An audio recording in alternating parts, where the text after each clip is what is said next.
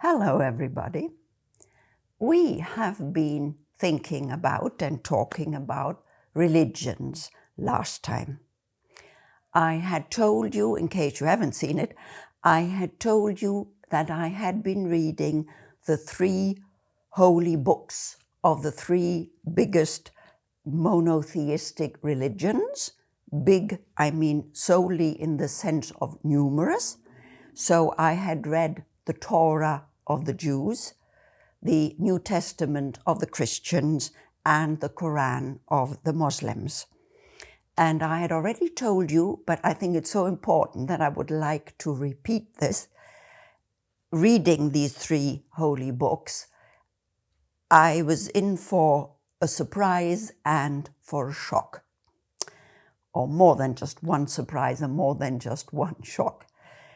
My biggest surprise was that these 3 big monotheistic religions expressly believe in the same God. That the later ones take recourse to the God before, and it is expressly the same God. Only the rules and regulations are different. And I had already said that I find that comforting, because then we are perhaps not as far away from each other than we think. So, similarities, more similarities. I would like to tell you, reading the Quran, I was surprised how much of the stories in the Quran I already knew. I hadn't been aware of that I knew so much about the Quran before. How come? Well, because I knew the stories from my Christian's Bible. Examples.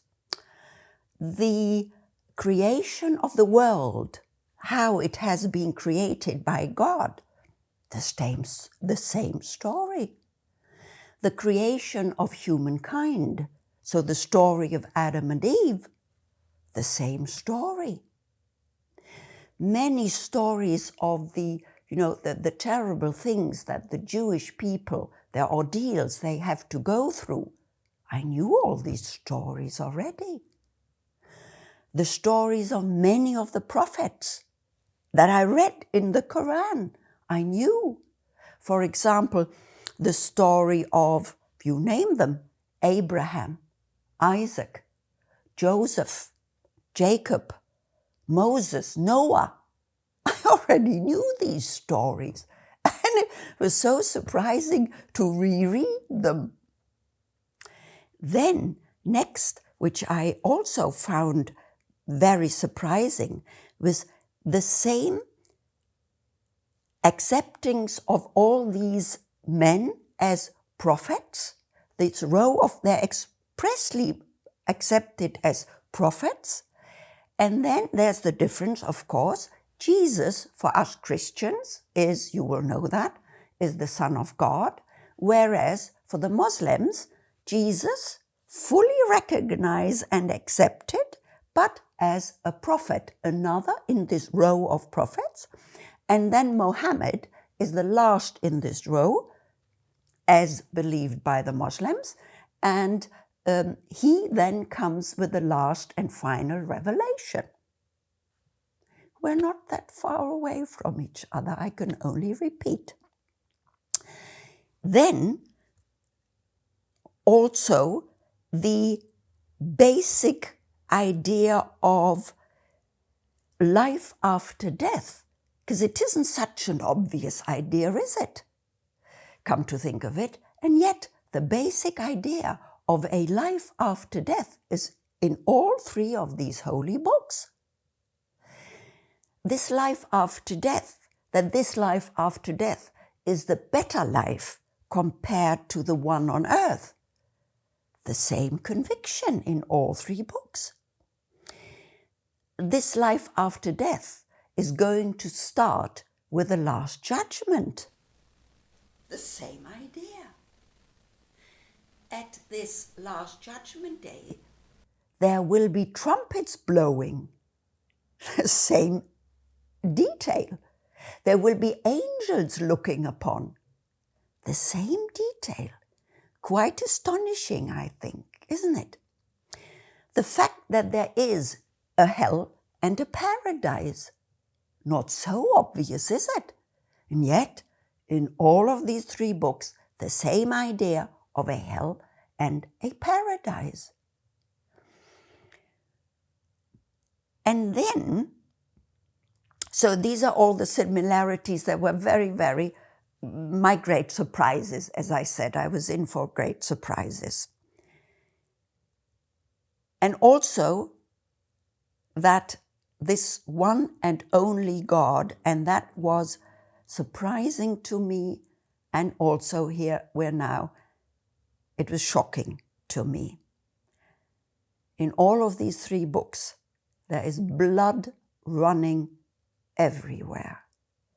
They are very violent.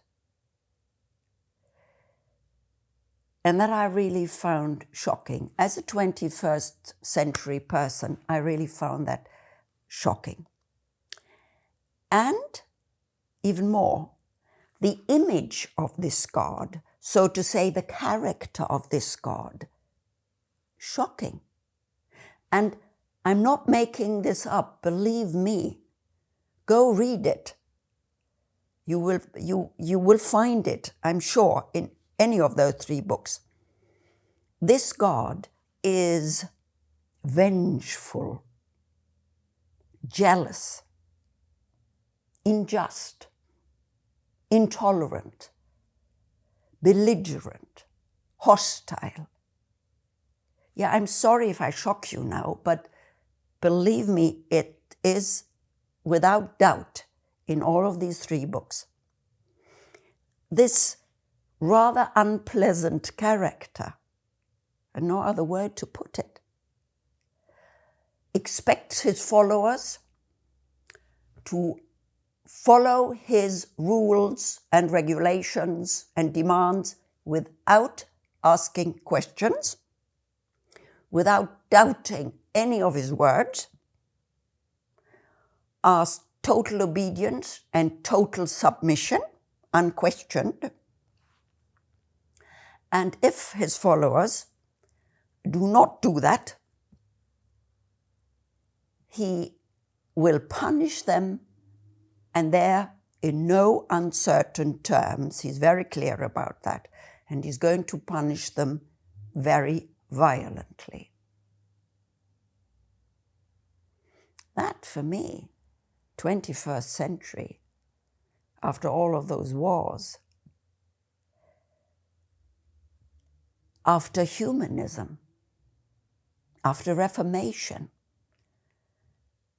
after all our ideas of human rights, was really shocking.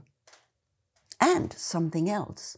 When I read these books, about 15 years ago, my mother was still alive, but she was so old that I didn't dare ask her. Because, you know, the God that I had been brought up with was completely different. My God, or the God of my mother, was kind, gentle, understanding, loving, you know, like a wonderful old grandfather, that kind of man. He cared for me. He cared for all of us. He was there to listen to us.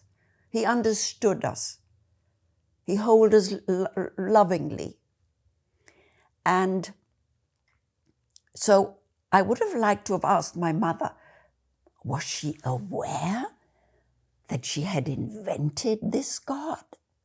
Or where did she have her completely different ideas of a God? Where did she have it from? Yeah, I didn't dare ask, as I said, and I'm sorry about it. It would have been very interesting. So, do go to your holy book or to the other to check if you don't believe me. And then let's meet next time and think together about what we do with what we've read and how we can go on from these age-old texts. Don't forget, We're talking about texts that are in between 1400 and 2,500 years old, very old text. How in the 21st century we can live with them and what we can do about them and how we can live peacefully on together with these different religions. See you and have a good time. Goodbye.